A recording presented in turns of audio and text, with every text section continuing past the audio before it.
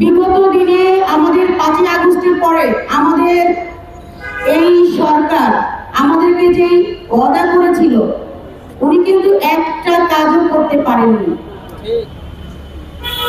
আমাদেরকে সর্বপ্রথম উনি নিশ্চিত করেছিলেন একটা সুন্দর নির্বাচন করে দিবে। আমরা কিন্তু ওনাকে বিশ্বাস করেছিলাম, কিন্তু আদৌ উনি কতটুকু আমাদেরকে একটা সুন্দর লিটল ক্লিন নির্বাচন উপহার দিতে পারবে সেটা কিন্তু এখনো পরিষ্কার না। তার প্রমাণ একটার পর একটা খুন। আমাদের জুলাইয়ের প্রথম সারি ভাই বোনদেরকে এই পৃথিবী ছেড়ে চলে যেতে হচ্ছে, যারা প্রথম সারিতে থেকে লিড দিয়েছিলেন।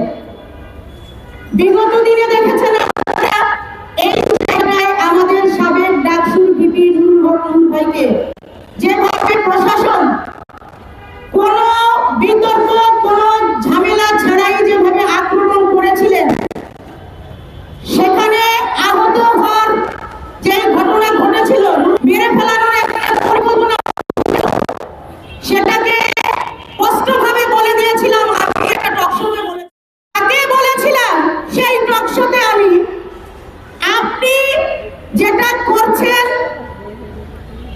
ভালো করছেন না, কারণ আপনাকে এই জায়গায় বসিয়েছিলাম দেশে একটা সুন্দর পরিবেশ তৈরি করার জন্য। আপনি পরিবেশ তৈরি করতে পারেননি, তার প্রমাণ একটার পর একটা খুন।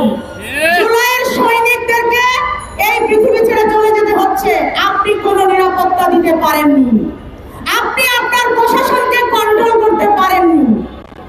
আপনি মিটমিট করে হাসেন আর উল্টা পাল্টা কথা বলেন সাংবাদিকদের প্রশ্ন যখন সাংবাদিকরা আপনাকে করে। আপনি সঠিকভাবে একটা সাংবাদিককেও আজ পর্যন্ত তাদের প্রশ্নের উত্তর দিতে পারেননি। আমাদের কাছে দুঃখ লাগে আপনার মতো লোকদেরকে আমরা বসিয়েছি এরকম একটা দায়িত্বশীল জায়গায়। আমরা সেদিন বলেছিলাম, আমি সেদিন টকশোতে বলেছিলাম, আপনি উপদেষ্টা হয়ে আজকে যে টিমটা গঠন করেছেন তদন্ত ভিপি নুরুল হক নূরের তদন্তের, আপনি এর কোনো সঠিক তদন্ত করাইতে পারবেন না, কারণ যাদেরকে আপনি দায়িত্ব দিয়েছেন তারা ছিল ওই ফ্যাসিস্টের লোক, ওই ফ্যাসিস্টের নিয়োগ দেওয়া অফিসারদেরকে আপনি দিয়েছেন ভিপি নুরুল হক নূরের মামলার তদন্ত করতে। তারা আদৌ কতটুকু তদন্ত করবে সেটা আমরা খুব ভালো জানি। আজকে আমাদের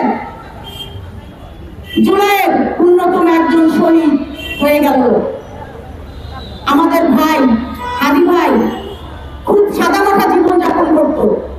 আজকে তাকে কিভাবে মারলো কিচ্ছুই করছেন না, আমাদেরকে ধোঁয়াশার ভিতরে রেখেছেন। আরেকটা বড় ধোঁয়াশা হলো এখন আগামীতে নির্বাচনটা যে ডেট দিয়েছেন আদৌ করতে পারবেন তো? করতে পারবেন কিনা সেটা আপনার কাছে প্রশ্ন রইল। জনগণের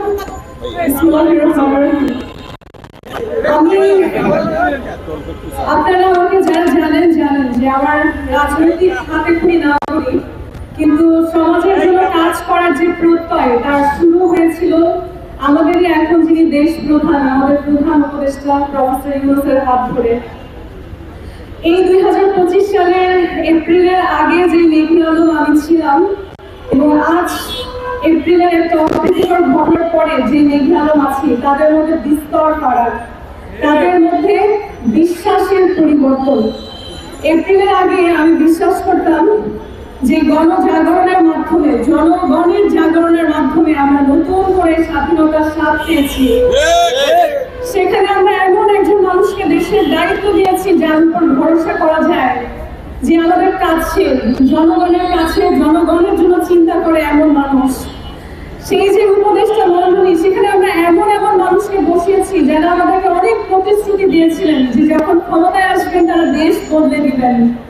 আমাকে যখন বেআইনি ভাবে তুলে নিয়ে যাওয়া হয় এবং জনসম্মুখে বলা হয় আমাকে অ্যারেস্ট করা হয়েছে, কিন্তু সেই অ্যারেস্টের কোনো ডকুমেন্ট নেই, কোনো অভিযোগ নেই, কোনো মামলা নেই, অথচ বিনা অপরাধে বাংলাদেশের জেলে একজন নারী ছিল। আমাদের আইন উপদেষ্টা বলেন ভুল হয়ে গেছে। কি হয়েছে? ভুল। অথচ যদি ভুলই হয়ে থাকে তাহলে যারা আমাকে তুলে নিয়ে গেছিল তাদের শাস্তি কেন দেওয়া হয়নি? যদি ভুলই হয়ে থাকে তাহলে যেই স্বরাষ্ট্র মন্ত্রণালয় থেকে স্পেশাল পাওয়ার অ্যাক্টের চিঠি গিয়েছিল সেই চিঠি কে সাইন করেছিল তাকে কেন বিচার ব্যবস্থায় আনা হয়নি? সেখানে যে পুলিশ কর্মকর্তা, ডিবি কর্মকর্তা, জেল কর্মকর্তা বেআইনি আদেশ পালন করেছে, যারা জনগণের হয়ে আওয়াজ তোলেনি, যারা বলেনি এটা আমাদের দায়িত্ব না, তাদের কেন বিচার করা হয়নি? আমি এই এপ্রিলের পর দেখছি আমার বাংলাদেশে একের পর এক অন্যায় অপরাধ হচ্ছে আর সেগুলো ভুল হয়ে গেছে। সরকার বলছে আপনারা আওয়াজ তুলেন, আমরা সংস্কার করব, আমরা পুলিশের পোশাকের রং সংস্কার করেছি। আমরা কি রঙের সংস্কার চেয়েছিলাম? আমরা চেয়েছিলাম বিচার ব্যবস্থার সংস্কার, এমন বিচার ব্যবস্থা যেখানে বিশেষ পার্সন না, একজন সাধারণ মানুষও যদি আদালতের কাছে যায় সে সঠিক বিচার পাবে। অথচ আমরা দেখছি ক্ষমতাশীলরা কলকাঠি নাড়ে, শুধু দেশের ভেতর থেকে না, দেশের বাইরে থেকেও তারা কলকাঠি নাড়ে। তাহলে কেমন স্বাধীন দেশ আমরা? আমরা বলি ভারতীয় আধিপত্যের কথা, কিন্তু আমাদের দেশের উপর কোন কোন দেশের আধিপত্য নেই? বাংলাদেশে সারা বিশ্বে যদি আমি দাঁড়াতে যাই মাথা উঁচু করে, কয়টা দেশের উপরে সামনে আমি মাথা উঁচু করে দাঁড়াতে পারি? আপনারা জবাব দিতে পারবেন? কেন আমাদের স্বাধীনতার 50 বছরের উপরে চলে গেছে, আমার দেশ হিসেবে, দেশ হিসেবে আমি সম্মানের সাথে মাথা উঁচু করে দাঁড়াতে পারি না? যখন দেশের বাইরে যান শুনবেন বিশেষ কিছু পার্সন, তারা বিশেষ পুরস্কার পেয়েছেন, তারা বিশেষ কোনো একটা জায়গায় নির্বাচিত হয়েছেন, সেই জন্য তার সম্মান। কিন্তু বাংলাদেশের নাগরিক হিসেবে মানুষ যখন শুনে যে এই পার্সনটা বাংলাদেশ থেকে এসেছে, তার জন্য কি কোনো ভারতীয় বা ইউরোপিয়ানের মতন আলাদা সম্মান থাকে? কেন থাকে না? কেন এই যে গণজাগরণ করলাম, তারপরে যারা সমাজের ভালো মানুষের মুখোশ করা ছিলেন তাদেরকে আমরা সুযোগ দিলাম, নির্বাচন না হোক, তারা তো আসলে জনসমর্থনে গঠিত সরকার, তারা কেন জনগণের জন্য আওয়াজ তুলতে পারলেন না?